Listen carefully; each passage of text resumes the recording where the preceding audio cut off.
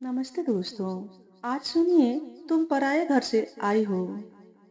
Hall का पर्दा हवा से रह रह कर उड़ रहा था। हॉल के साथ लगे बेडरूम में खड़ी मैं छिप कर मुझे देखने आए मेहमानों की बातचीत सुनने की कोशिश में थी। तभी पर्दा जोर से लहराया तो सामने बैठे मम्मी पापा दिख गए। चेहरे पर खिली मुस्कुराहट ने राज खोल दिए। यानी लड़के वालों की हाँ है। मेरा दिल खुशी से झूम उठा। उसी समय मम्मी पापा उठ खड़े हुए और बाहर आंगन में आ गए। मैं भी छिपती छिपाती किचन में जा पहुंची। आंगन में पापा मम्मी भाई के साथ कुछ मंत्रणा करने लगे। भाई को फल के टोकरे और मिठाई के डिब्बे लाने का आदेश था। यानी मेरा रोकना होने जा रहा है। मुझे विश्वास नहीं हो पा रहा था।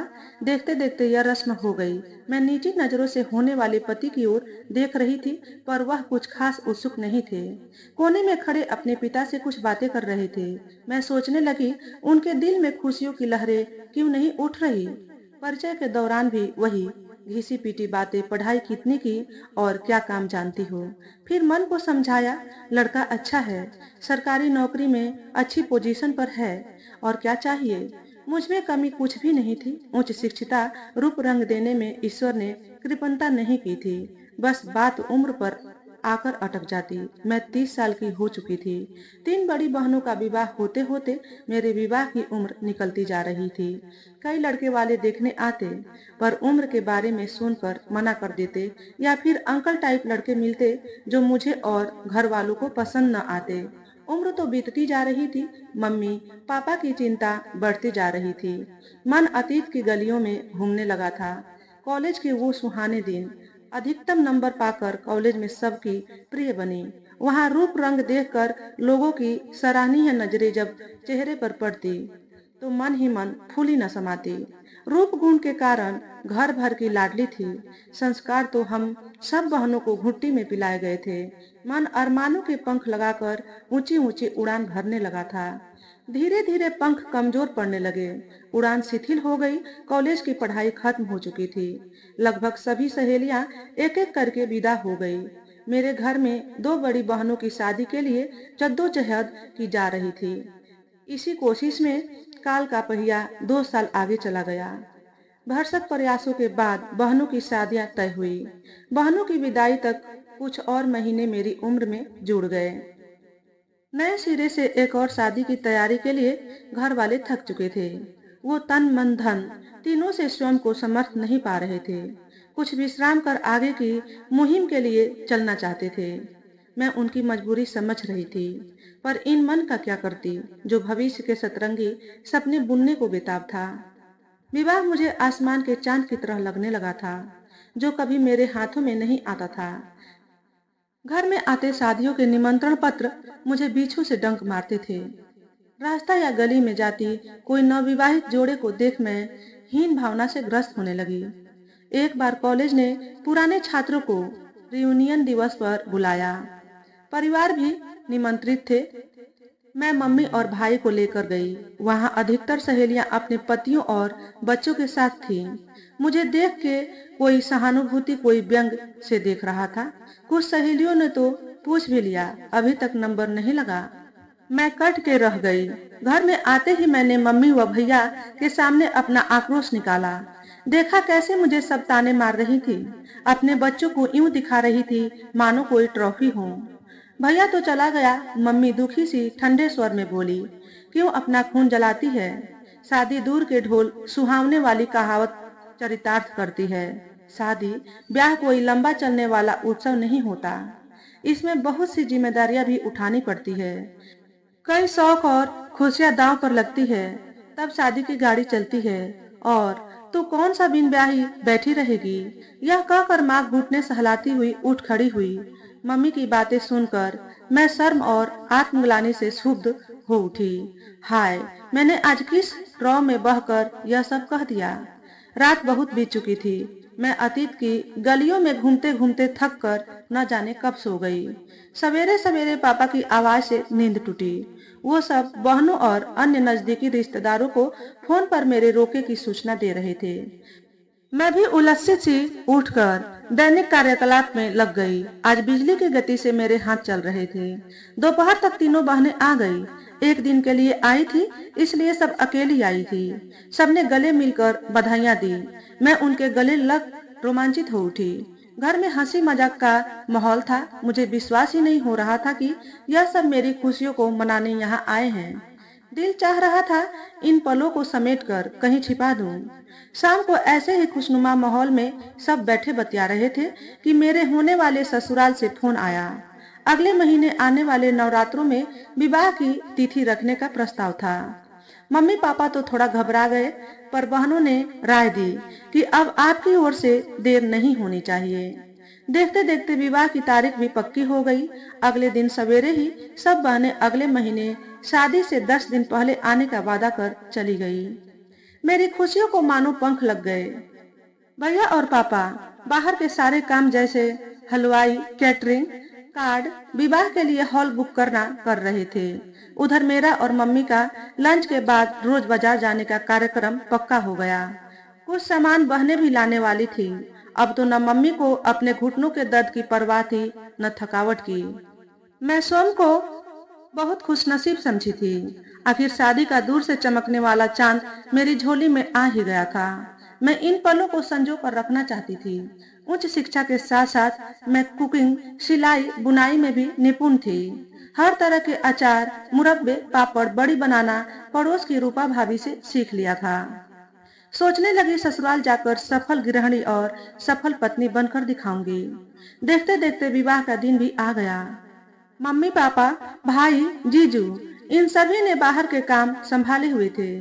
मम्मी और बहनें सभी लेन देन के सामान, दहेज के सामान को स्लिप लगाकर तरतीब से रख चुकी थी। शादी में कोई कोर कसर न रहे, इसका पूरा ध्यान रखा जा रहा था। बहनें प्यार भरे रोष से उलाहना दे रही थी कि हमारे विवाह में तो इतने ठाट बाट न हुए थे। यह सब देख सुन मैं फूली न समा रही थी। मम्मी पापा, बहनों, भैया से रोते रोते विदा लेकर मैं ससुराल के लिए विदा हो गई। बस में सभी बाराती बारात का आदर सम्मान और हुई खातिरदारी की दिल खोलकर प्रशंसा कर रहे थे। कुछ रस्मों के साथ मुझे गृह प्रवेश कराया गया। मुझे एक सोफे पर बिठा सब अपने अपने कामों में लग गए। घर में कुछ खास सामान न था। नौकरियों के कारण सब अलग अलग शहरों में रहते थे। यहाँ कुछ खास सामान न था।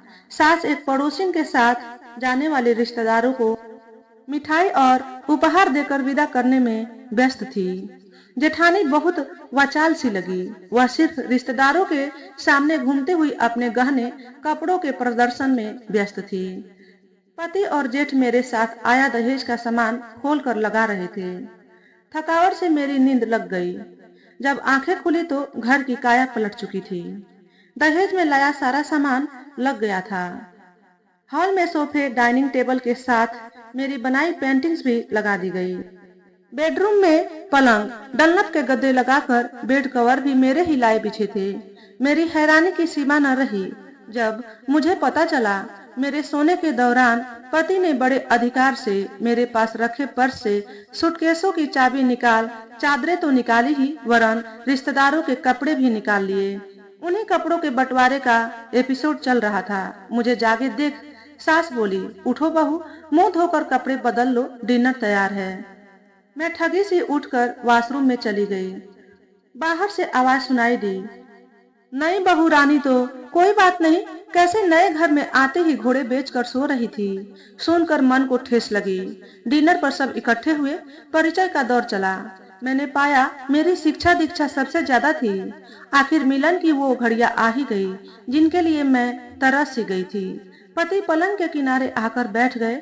मुझे उम्मीद थी एक प्यारे से उपहार की, पर उपहार की जगह आवाज आई, आजकल कौन घूंघट निकालता है, घूंघट हटा दो।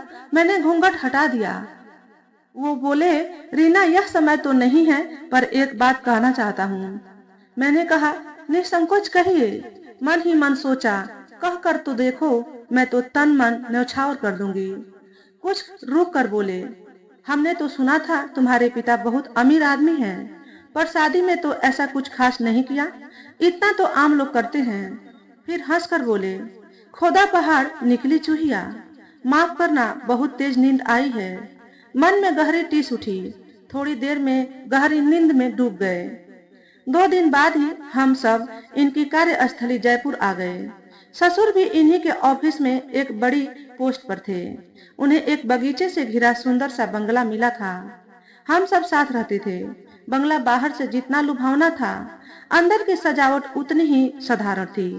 मन ही मन प्रफुल्लित थी कि पूरे बंगले की काया पलटकर रख दूंगी। पर मैं मूर्ख को यह याद न रहा कि इस काम के लिए कुछ सामान और पैसे की भी जरूरत होती है। मेरा सारा सामान तो पुश्तैनी घर में सजा दिया था। काम वाली बाई लंबी छुट्टी पर थी। मैं सास के साथ साथ काम करने लगी। धीरे धीरे सब तौर तरीके समझ गई। सास मेरे हर काम पर पैनी नजर रखती थी। मीन मेख तो नहीं निकालती, पर कभी तारीफ के 2 शब्द भी नहीं कहती थी। लगता था किसी को प्रोत्साहित करना या तारीफ करना इनके खानदान का रिवाज ही नहीं था। जब भी घर की साज सज्जा में कोई सुंदर सा बदलाव करती, उसे अगले दिन फिर बदल दिया जाता। नए पर्दे, फर्नीचर की बहुत जरूरत थी, क्योंकि पापा जी या इनके जानने वाले उच्च पदाधिकारियों की आना जाना लगा ही रहता था। मैंने सरसरी तौर पर इन सब के लिए कहा तो यह बोले, नहीं नहीं, सरकारी बंगले पर इतना धन खर्च करना बेवकूफी है। मैं मन मार कर चुप रह गई। हालात यह थे कि किसी तरह से भी मुझे यह जताने की कोशिश थी कि इस घर में तुम पराये घर से आई हो। तुम्हारी कोई बात सहज ही मान लेना संभव नहीं है। इधर घर खर्च के लिए भी तनाव सा रहने लगा। पति जो घर खर्च देते थे, सास जी उसमें मेरे आ जाने के कारण इजाफा चाहती थी। सो सही भी था, परंतु मेरे पति अरुण जी इसके लिए तैयार नहीं थे। माँ बेटे के शीत युद्ध के परिणाम मुझे सहने पड़ते। अरुण के ऑफिस जाते ही वह मुझे प्रताड़ित करती थी। कसूर उनका था, सुनाया मुझे जाता। मुझे तो स्वयं छोटे छोटे खर्चों के लिए उनका मुंह ताकना पड़ता था। एक बार कुछ जरूरी खर्च के लिए मैंने अरुण से कुछ रुपए मांगे। अरुण टूर पर जा रहे थे या मुझ पर बरस पड़े। घर में रहती हो, सब कुछ मिल रहा है, तो पैसे किस बात के चाहिए। अरुण के जाते ही सास जी ने भी मुझे आड़े हाथों लिया। फूंक फूंक के कदम रखने पर भी बात हाथों से निकली जाती थी। जीवन में उदासी ने घर बना लिया। बस खाना और सोना, यही जीवन बन गया। मैं भी जीवन में कुछ करना चाहती थी, पर क्या कोई रास्ता दिखाई न देता। क्या शादी इसी को कहते हैं? पैसे पैसे के लिए दूसरों का मुंह देखना, बात बात पर यह अनुभव कराना कि तुम्हारी राय का यहाँ कोई महत्व नहीं, तुम पराये घर से आई हो। पग फेरे के बाद मायके जाने का अवसर न मिला। साथ वाले बंगले में शर्मा जी रहते थे। उनकी 2 बेटियां माधवी और देविका बड़ी ही मेधावी व शालीन लड़कियां थीं। वो अक्सर पढ़ाई संबंधित समस्याओं के निराकरण के लिए मेरे पास आ जाया करती थी। वो दोनों मेरे तन्हा जीवन में अपने हास परिहास से कुछ रंग भर जाती थी, वरना मैं पेड़ से टूटी डाली या पेड़ से गिरे पत्ते की तरह जी रही थी। एक दिन सवेरे मैं अरुण के ऑफिस जाने के बाद बाहर लॉन में बैठी चाय पी रही थी कि माधवी आ गई। बोली, भाभी आपके लिए खुशखबरी लाई हूँ। मैं हैरान सी हो गई। वह बोली, भाभी हमारे विभागीय स्कूल में अस्थायी अध्यापकों के रिक्त स्थान निकले हैं। मेरा बीएड का रिजल्ट आने वाला है। मैं तो आवेदन कर रही हूँ, आप भी कर दो। मैं खुश हो गई, क्योंकि कितनी ही बार बातों बातों में अरुण और सासू माँ मुझे उनके मनसा अनुसार दहेज न लाने का उलाहना दे चुके थे। चलो, अंधेरे में एक रोशनी की किरण दिखाई दी। अस्थायी ही सही, नौकरी के अनुभव के साथ आर्थिक निर्भरता भी मिलेगी। माधवी ने यह भी बताया कि 1 साल तक अच्छा कार्य देखकर अस्थायी भी कर सकते हैं। मैं बड़ी बेकरारी से अरुण और पापा जी के आने का इंतजार करने लगी। शाम होते ही मैंने पापा जी के फेवरेट पालक के पकौड़े बनाए और अरुण के लिए गाजर का हलवा बना चाय बनाई। दोनों हाथ मुंह धोकर चाय पीने लगी। मैं भी चाय देकर अपनी बात कहने का मौका ढूंढने लगी। बड़ी हिम्मत करके मैंने नौकरी के लिए आवेदन करने की आज्ञा मांगी। थोड़ी देर के लिए माहौल में चुप्पी सी छा गई। फिर अरुण बोले, अरे यह 2 कौड़ी की अस्थायी नौकरी के लिए हम तुम्हें आज्ञा देंगे, यह कैसे सोच लिया? पापा जी बोले, नीरा तुम जानते हो, इन टीचर्स को दिहाड़ी करने वाले टीचर्स कहते हैं। हर हफ्ते मजदूरों की तरह इन्हें तनख्वाह बढ़ती है। मैंने डरते डरते कहा, पर रहूंगी तो अध्यापिका, क्या फर्क पड़ता है हमें मासिक वेतन दे या साप्ताहिक वेतन दे। यह सुनकर मेरी सासू माँ आग बबूला होकर बोली, लो भाई, इन्हें तो कुछ फर्क नहीं पड़ता। ससुर व पति दोनों उच्च पदाधिकारी और बहु तिहाड़ी पर काम करने वाली अध्यापिका। मैं कुछ प्रतिवाद करने ही जा रही थी कि अरुण ने जोर से कहा, बस नीरा, यह मनमानी यहाँ नहीं चलेगी। हमारी इज्जत दांव पर मत लगाओ। मैं हतप्रभ सी अपमानित से उठकर अपने कमरे की ओर जाने लगी। पकौड़े और हलवा मेरा मुंह चिढ़ा रहे थे। मैं निराशा की गहरी खाई में गिर गई। पूरी रात निःशब्द रोते गुजरी। अपने मायके की याद आने लगी। इस शादी के लिए मैं कितनी उत्सुक थी। आसमां का चांद किरचे किरचे होकर मेरे दिल को घायल कर रहा था। अगले दिन सुबह मैं काम खत्म कर लॉन में बैठी थी तो माधवी आ गई। बोली, भाभी कब चलना है आवेदन पत्र देने के लिए? सभी प्रमाण पत्रों और मार्क स्लिप की फोटोकॉपी करवा कर अटेस्ट भी करवानी है। मैं खामोश रही। मैं बताना चाहती थी पर घर वालों के मान सम्मान का प्रश्न था। बार बार पूछने पर सिर्फ इतना कहा कि मुझे तो घर से आज्ञा ही नहीं मिल रही। यह कहते ही मेरी आंखें छलछला गई। समझदार माधवी को समझते देर न लगी। मैं उठकर अंदर जाने लगी तो माधवी ने हाथ पकड़कर रोक लिया। बोली, भाभी, मैं तो आपको बहुत समझदार और साहसी समझती थी, पर आप तो बहुत कमजोर निकली। मैंने रूधे स्वर में कहा, बता माधवी, अपने परिवार वालों के खिलाफ कैसे जाऊं? माधवी बोली, आपको कुरुक्षेत्र के युद्ध का वो प्रसंग याद है, जब युद्ध में अपने सगे संबंधियों को देखकर अर्जुन ने अस्त्र शस्त्र रख कर युद्ध करने से मना कर दिया था। तब श्री कृष्ण जी ने उन्हें कर्म योग का महत्व समझाया था। आप भी अपने जीवन के युद्ध में कुछ बनकर आगे बढ़ना चाह रही हैं, पर विरोधियों के रूप में अपने सगे संबंधियों को देख हथियार डाल दिए। याद रखिए, यह आपके जीवन में कुछ बनने का प्रश्न है, उनके नहीं। आपको अपनी मंजिल पानी है, उन्होंने नहीं। इसलिए इस नौकरी को पाने की तैयारी करो। अपने शैक्षणिक योग्यताओं के अस्त्र शस्त्र संभालिए और हो जाइए इस जीवन युद्ध के लिए तैयार। मैं आपकी सारथी बनूंगी। माधवी की बातों में दम था। मेरे अंदर नए आत्मविश्वास ने जन्म लिया। माधवी सही कह रही है। आर्थिक तंगी मुझे है, घुटन मुझे है। अपनी शिक्षा को बेकार मैं कर रही हूँ। दहेज के लिए डांट मैं खाती हूँ, तो प्रयास भी मुझे करने हैं। मैंने मन ही मन दृढ़ निश्चय कर लिया। अगले दिन मैं रोज से कुछ पहले उठी। दैनिक चर्या के बाद रोज की तरह पापा जी और अरुण का टिफिन और नाश्ता बनाने लगी। सासू माँ को भी नाश्ता करा। मैं झटपट तैयार हो गई। अपने सर्टिफिकेट की फाइल ली और जाने को तैयार हो गई। सब प्रश्नवाचक निगाहों से मुझे देखने लगे।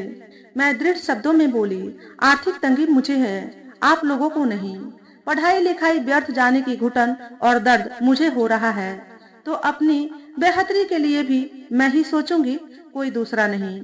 यह कहकर मैं बाहर आ गई। बाहर गेट पर माधवी मेरी इंतजार कर रही थी। मैं अपनी मंजिल को पाने नए उत्साह से निकल पड़ी। मन ही मन गुनगुना रही थी, रुक जाना नहीं तू कहीं हार के, कांटों पर चलकर मिलेंगे साए बहार के। तो दोस्तों, आज के वीडियो में बस इतना ही। अगर हमारे द्वारा बताई गई कहानी थोड़ी सी भी अच्छी लगी हो तो वीडियो को लाइक और शेयर करें। चैनल पर पहली बार आए हो तो चैनल को सब्सक्राइब करके बेल नोटिफिकेशन को ऑल पर सेट कर लें, ताकि आपको ऐसे ही अच्छे अच्छे वीडियो देखने को मिले। हमेशा खुश रहें, हमेशा स्वस्थ रहें। वीडियो देखने के लिए आपका बहुत बहुत धन्यवाद।